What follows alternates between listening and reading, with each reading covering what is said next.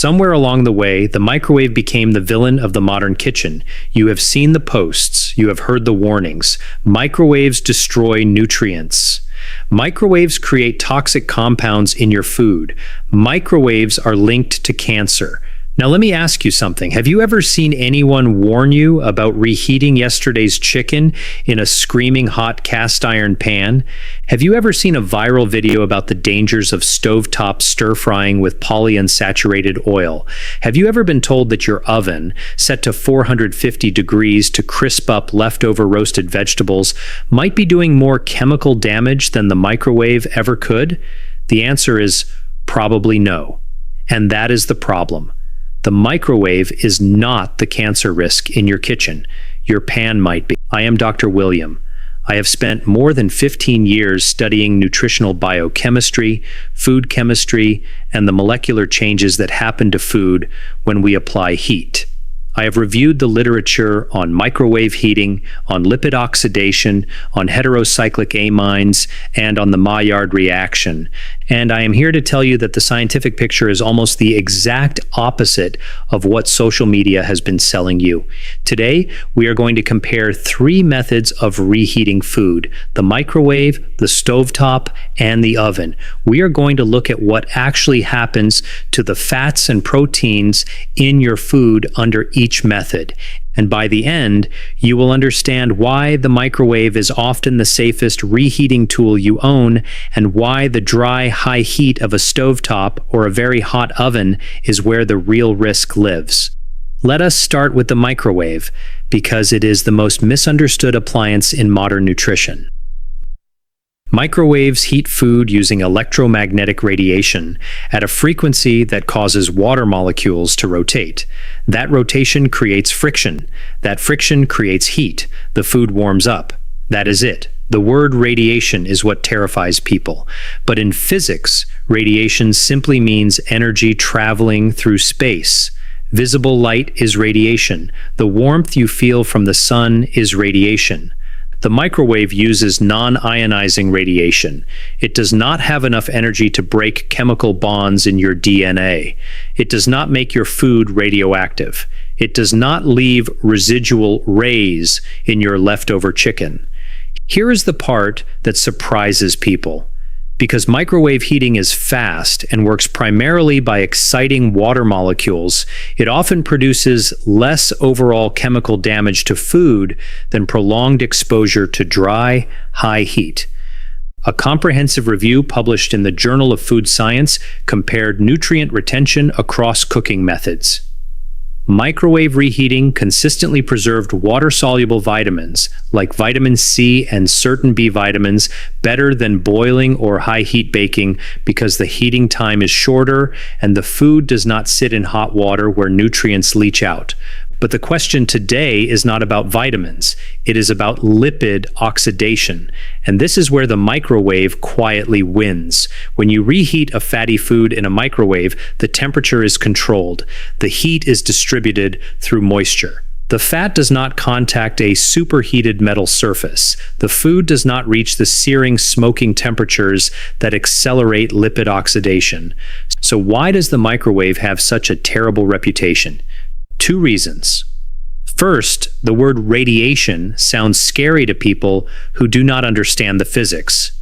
Second, when people microwave food improperly, using plastic containers that are not microwave safe, overheating food until it dries out and burns, or creating uneven hot spots that scorch edges, they blame the microwave, not the user error. The microwave itself is not the risk. The misuse of it is. Now let us talk about the stovetop, specifically reheating leftover meat, fried foods, or anything containing fat in a hot pan with a little oil. This is where lipid oxidation accelerates dramatically. When you place leftover chicken into a hot skillet to crisp it back up, you are doing 3 things simultaneously that promote chemical damage. First, you are exposing already cooked fats to a second round of high heat. Fats are not infinitely stable. When they were first cooked, they underwent some degree of oxidation. When they sit in the refrigerator, they continue to oxidize slowly, exposed to oxygen. When you drop them into a hot pan, you are applying heat to already damaged molecules.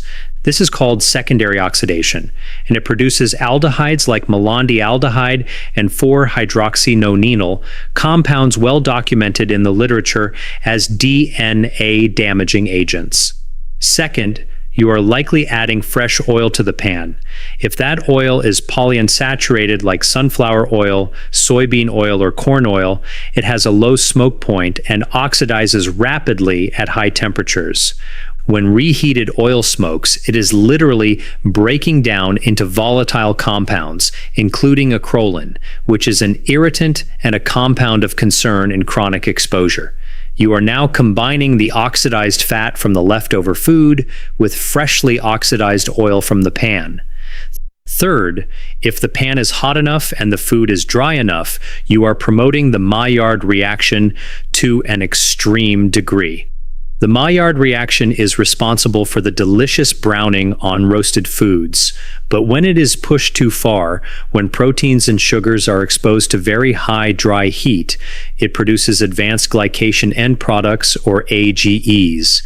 These compounds promote inflammation and oxidative stress. A study published in Carcinogenesis has linked high heat cooking of muscle meats to increased heterocyclic amine formation, compounds associated with DNA damage. The stovetop is not inherently evil, but the method of reheating dry, high heat, often with added oil, frequently to the point of browning or crisping, is chemically harsher on the fats and proteins in your food than microwave reheating could ever be. Let me be very specific. If you take leftover grilled chicken and microwave it with a damp paper towel over the top until it is steaming, you are warming it with moist heat for a short time. If you take that same chicken and sear it in a hot pan with olive oil until the edges are crispy, you are oxidizing the surface fats, creating new Maillard compounds, and potentially generating lipid peroxidation byproducts. The second method is the riskier one. The oven occupies a middle ground, but it depends entirely on temperature and time. If you are reheating leftovers in an oven at 250 to 300 degrees Fahrenheit, wrapped in foil with a little moisture, the chemical impact is relatively low. The heat is indirect, the temperature is moderate, and the food does not contact a superheated surface. But most people do not use their oven that way. They turn it to 400 or 450 degrees. They want their leftover pizza crispy. They want their roasted vegetables charred again. They leave the food in for 15 to 20 minutes while the oven blasts away. At 400 degrees and above, especially with dry heat, the same three mechanisms accelerate: lipid oxidation, advanced glycation, end product formation, and in the case of protein-rich foods, heterocyclic amine production. A study from the Journal of Agricultural and Food Chemistry found that repeated high heat exposure of meat and fat-containing foods significantly increased malondialdehyde levels, a marker of lipid peroxidation, compared to the same foods reheated with moist, moderate heat. The oven is not the problem. The temperature is. If you are using your oven like a gentle warming chamber, it is safe.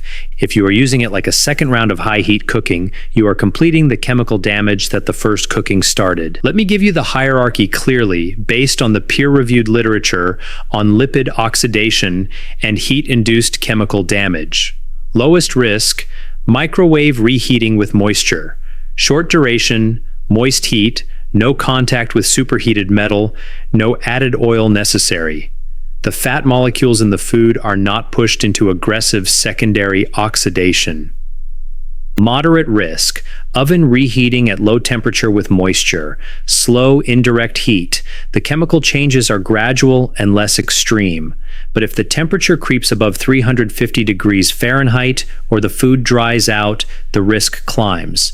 Highest risk, stovetop reheating in a hot pan with oil, direct contact with a superheated surface, high probability of adding fresh oil that undergoes primary oxidation, high temperatures that push the Maillard reaction and lipid peroxidation into overdrive, the potential for scorching and charring, which creates additional compounds of concern.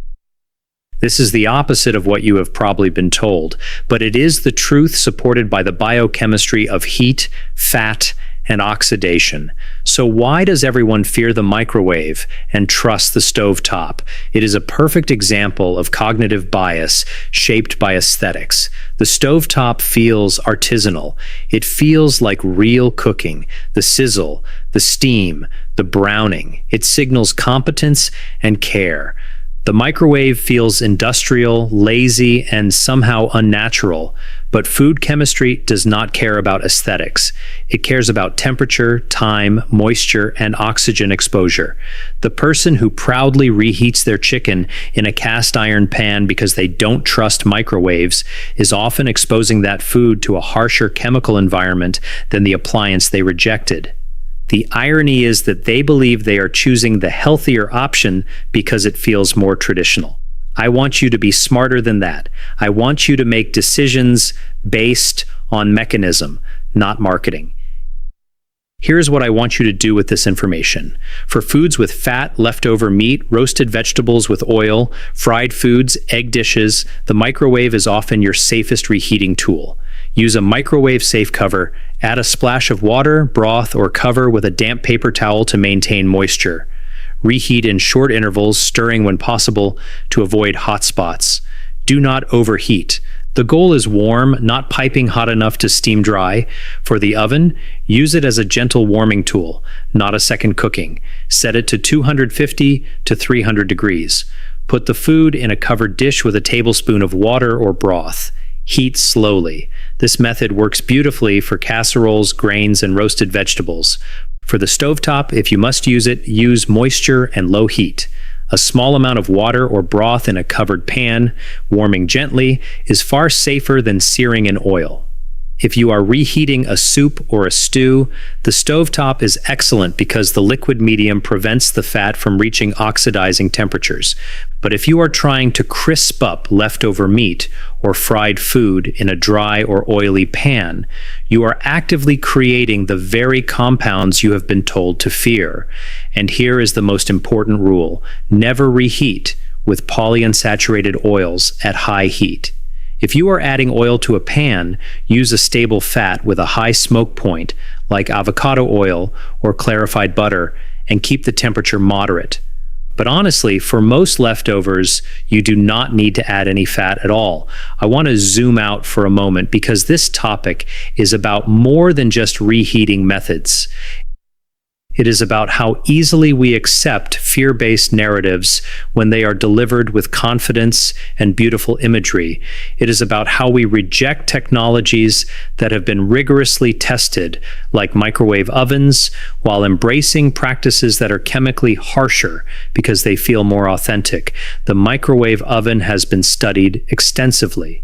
The World Health Organization, the FDA, and numerous food safety agencies have confirmed that microwave ovens, when used properly and maintained with intact door seals, do not pose a cancer risk. The radiation they emit is contained. The food they heat is not altered at the molecular level in a way that creates carcinogens.